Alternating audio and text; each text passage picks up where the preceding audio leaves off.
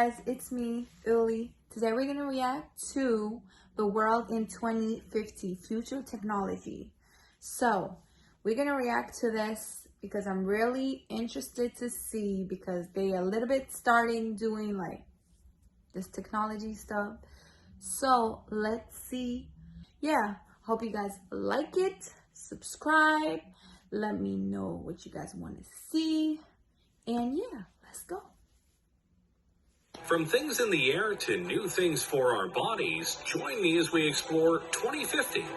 What would be the future technology? Okay. We are in the year 2020, and if we're being honest with ourselves, technology is incredibly advanced, and we're making strides that can push things even farther. We have cars that are much safer than they've been in the past decade, and we're even making fully electric cars that can help save the planet. There are even plans for self-driving cars and even self-driving Ubers that make the future of transportation very exciting. And that's just one technology that we're growing at a fast rate. What about all the others that are out there? What will technology be as we get closer and closer to 2050? Let's start with one that well and truly could happen very soon. Drones. Wait a minute, drones are already here. And yes, they are. But more times than not, the drones you are seeing are small, piloted by people who are just trying to have some fun, or the ones that are used by the military right now for strikes and surveillance. All very fun, but in the future, drones could be an integral part of our daily lives. You've likely seen shows and people talk about how in a few years drones could be the new delivery services. Anything from pizza to Amazon packages and more. And honestly, that's very probable. Drones right now can be incredibly sophisticated, and some TV shows actually use them for sweeping and aerial shots as they film. It's very cool, but to do deliveries, they'd have to be a little bit more programmed, as human error no doubt would be a very big buzzkill. Not that it's impossible right now, it's more of a question of numbers, logistics, costs, and making sure that the deliveries themselves are done in a methodical and careful manner. After all, it's bad enough when delivery people don't care enough about our packages and they just throw them onto the porch and potentially break stuff. The last thing we need is that to happen with drones. But by 2050, we may not only have drones delivering our packages, we might be looking up at the sky and seeing drones flying all over with incredible speeds and accuracy. And they potentially could be all run by AI. The potential is there, and by that point, various upgrades to drones and their programming will no doubt make them all the more efficient, durable, and quick. And potentially, they could go beyond basic deliveries for people and do emergency work. Imagine a drone taking a vital piece of medical material to a hospital to ensure it doesn't get stuck in traffic, or helping watch over an important convoy to let people know on the ground if there's trouble. There are many ways that drones could affect our world. The only question is, will we let them by 2050? Let's keep going with transportation, shall we? Right now, one of the biggest ways to get around the countries we live in are trains. Yeah. Trains ferry people and all sorts of cargo around in an efficient and reliable manner, which is why they've been in use for hundreds of years. But if we're being honest here, while trains are efficient and reliable in certain ways, they aren't exactly fast, especially when it comes to passenger and freight trains. They can take a long time to get to their destination, and at times, it's more logical to take other modes of transportation, which is why companies are making special kinds of trains that can go much faster. Wow. You know of the magnetic trains of Japan, no doubt, but others like the Virgin Hyperloop are trying to push things even farther. Passengers or cargo are loaded into the Hyperloop vehicle and accelerate gradually via electric propulsion through a low-pressure tube. The vehicle floats above the track using magnetic levitation and glides at airline speeds for long distances due to ultra-low aerodynamic drag. Science fiction? Hardly. In fact, the first vehicle of the Hyperloop has already been tested and proven, and some larger tests are being scheduled for the next few years. And if this works, traveling across the country will be much faster. How much faster? The Hyperloop aims to send people shooting across the tubes that they make at a rate of about 600 miles per hour. which means if they were able to do this across the entire United States from east to west, or vice versa, you could travel across the whole country in about 5 hours, give or take. Wow. Considering it would take much longer for a regular train ride or car ride, that's a big improvement. And they're planning to do this with not just people, but cargo. Imagine being able to ship something in the morning on the West Coast to the East Coast and know it will get there before the day ends. That is quite impressive. Plus, the tubes would be built underground as to not disturb wildlife, and they will go and make it in a way where there are no carbon emissions. So they're fast, they're reliable, and they won't harm the planet. Seems like a win all around. Of course, you do have to wonder what it would be like to be on a 600-mile-per-hour train thing, but hey, we'll just find out soon. And by 2050, this could be one of the main modes of transportation around the world. Before we show off even more technologies we could have by 2050, be sure to like the video and subscribe to the channel. That way you don't miss any of our weekly videos. Okay, we've had some fun ones, but now let's go deeper down the rabbit hole and talk about the ones we all fear. AI. Yep, artificial intelligence. And no matter what way you look at it, people are seriously trying to make it happen, and make it happen soon. AIs are literally everywhere, including in your cars, and in your homes via devices like Alexa, which are indeed forms of AI. And there are things like Watson that is so smart that it could beat two Jeopardy legends. So by 2050, AI could be so advanced that our cultures, our world, could literally be run by them in a logistical and computing sense, or in a Terminator humans are obsolete sense. And believe it or not, we're closer to that than you might think. Google's DeepMind isn't there yet, but really I'm sure they'll probably discover those things along the way. And by 2020, it's possible their computer could be superhuman and could be conscious. Pearson has said. That could be the beginning of the end, really. Is Judgment Day inevitable? Maybe, maybe not. It just depends on how far we go with AI and how much we're able to control it. Or if we can't fully control it once they reach certain levels of intelligence. Of course, for all of our worries about AI, there is a chance it could be all fine. Imagine if the lighter side of sci-fi comes through in regards to AI, and we get a bright future powered by AI. Think about it. What if by 2050 we each get our own unique AI?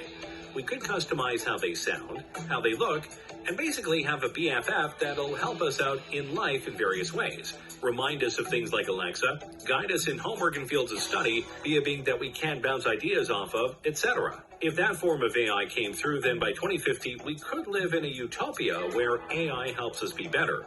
Until they revolt and we have iRobot going on. But hey, let's not dwell on our potential doom. Let's show off another technology that many people are hoping for.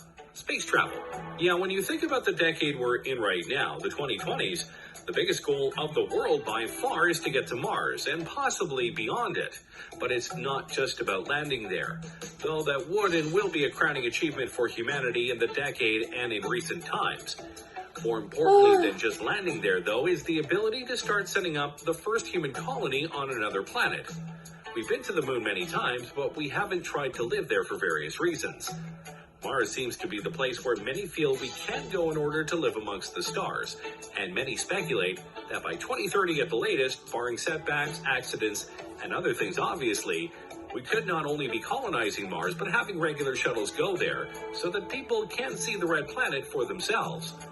We will see first people going off to Mars, and then robots will do some basic stuff, like making basic materials on Mars, Pearson said. We're going to have to do that because only so much can be brought into space. Of course, there are numerous things that need to be worked out before such a thing could happen.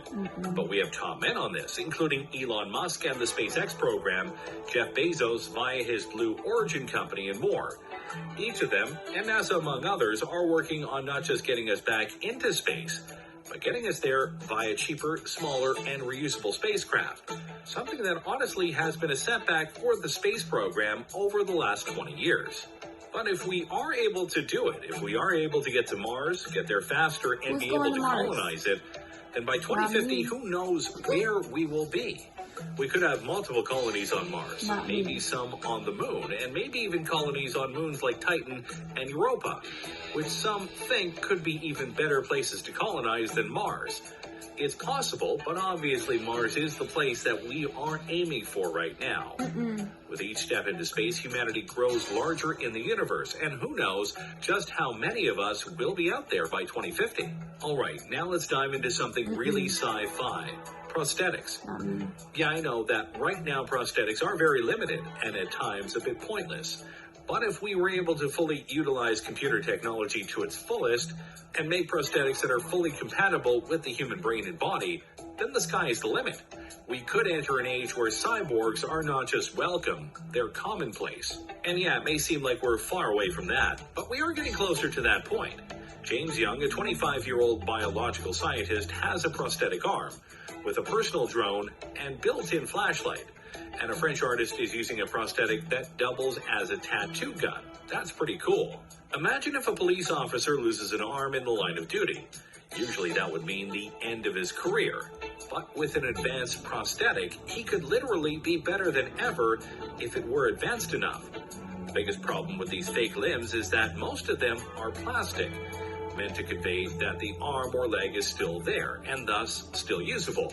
The bridge to cybernetic implants lies in the brain, being able to use the computer tech to sync with the brain and give accurate commands. We haven't fully bridged that gap yet, but when we do, dang, life is going to get a lot more interesting. And don't forget, these prosthetics could be used in many ways other than helping people with lost limbs. They could be put onto other objects, or potentially even be worn as exoskeletons when needed. Think of it like Jax from Mortal Kombat. Some people could even ask for implants to be put into their arms or legs to give them an extra boost, like TJ Combo from Killer Instinct. What? I like video games, and they have plenty of cybernetic people. The point is, by 2050, if these things are made, a lot of people won't feel broken or weak anymore because they've lost limbs or the abilities of their arms or legs. They'll be whole again and be able to do things just like they were before, if not better. And that's a future we should definitely be trying to live for. Now let's go to something a bit more unique. Look at yourself right now. Specifically, look at the clothes you are wearing right now. What are they made of? What do they feel like? What do they look like? Of all of these answers, I bet none of them are, they look like they could give me superpowers, because they can't. Not yet, anyway. Think about it like this. What if the clothes you were wearing right now felt the same, looked the same, but could do more? With the growth of nanotechnology, your clothes could potentially be embodied with various materials or technologies that help you improve your strength, durability, and more. For example, what if you had a shirt on that was light as a feather, but could absorb impacts and leave you with no injuries? That would be pretty impressive and important, especially in this age of gun violence we live in. Or what if the uniforms of firefighters made them completely heat-resistant and burn-proof, further ensuring that they are able to do their jobs without much risk to their lives? The technologies that we can put into clothes is out there, and some people are working on it right now, both in terms of multiple functions, but also cosmetic appeal.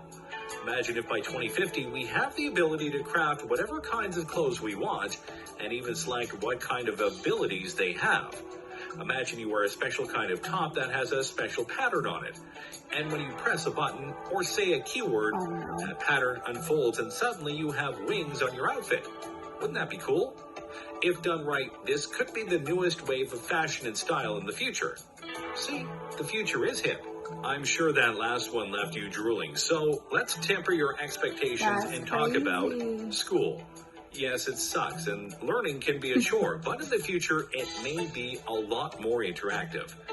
Over the last decade or so, computers in schools have been a must-have for various courses. But if the advent of virtual reality simulations come through as many expect them to, it could lead to all sorts of innovations in the classrooms that could help kids with what's going on.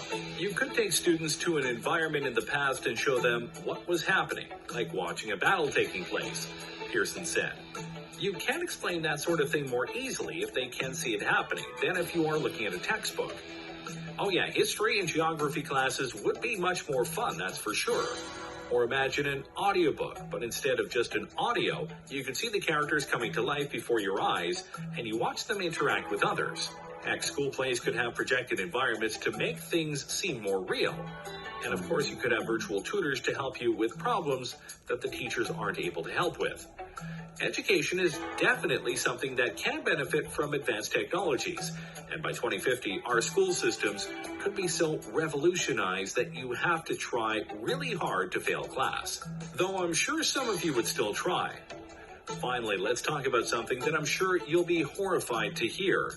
In the What is future, it? you likely won't need a phone. I know you're stunned. What? But think about it. Right now, smartphones are becoming more and more advanced every single year. New features, new programs, etc. But by Yeah. 2050, your phone won't likely need to exist because you'll have access to it and more via something else. What exactly? That depends on the technology. But for this example, let's imagine a wrist gauntlet. Instead of typing up a number, you simply have to say call mom. But obviously, the gauntlet could do much more than that. It'll likely have a holographic screen that you can use to look up information on a much bigger keyboard. And depending on what sci-fi future you believe will have, it'll have things that can scan objects, detect dangers, warn you about upcoming problems, and may even have an AI companion. So yeah, your phones are important right now, but in the future, more than likely not. Thanks for watching, everyone. What do you think of this look at the future and what it might The entail? last one Can is you guess like, which of these things we'll actually have in 2050? What thing do you personally it's want to gonna have happen now and not later? because Let me I know in think the that's comments done. below. But yeah, the last one, the phones. But just remember all like back in the day what we used to like have, and now we don't. They don't exist no more. It's like brand new stuff every year, something new. So I think they will do that. What they just said. The phone's probably gonna be gone. They're gonna come up with other stuff. I don't know. This world every year, every day, like it be changing. Like stuff be happening. I don't know about the phone, but we can't stop it. Whatever is gonna happen is gonna happen. So I hope you guys loved it. That was cool. We learning more and more stuff. It's like we never know for a fact what's gonna happen, but they're just saying that probably some of them will go into the Mars. I don't think so. Nope. I'm good. If I'm still alive, I'm not going over there, even if they do that. Hell no. But about the phone thing, I think they're gonna get rid of it like that and just come up with other stuff. And yeah, one day we're gonna be like, oh, remember we used to have a phone? Yep. Stuff be changing. Like when you look all the way back when you was as a kid, was different situation. They're like your parents would have like phones. I didn't have a phone. Now my kids have a phone. So it's crazy, you know what I mean? So, or there was phones on the walls back in the day. Like, what? These days, everybody has phones. I don't know. It's just craziness. Everything is just different. Every year is going to be different. New stuff coming. And yeah, I hope you guys loved it. I did. And yeah, see you next time, guys. Please subscribe, like, comment, and all that good stuff. See you next time. Bye.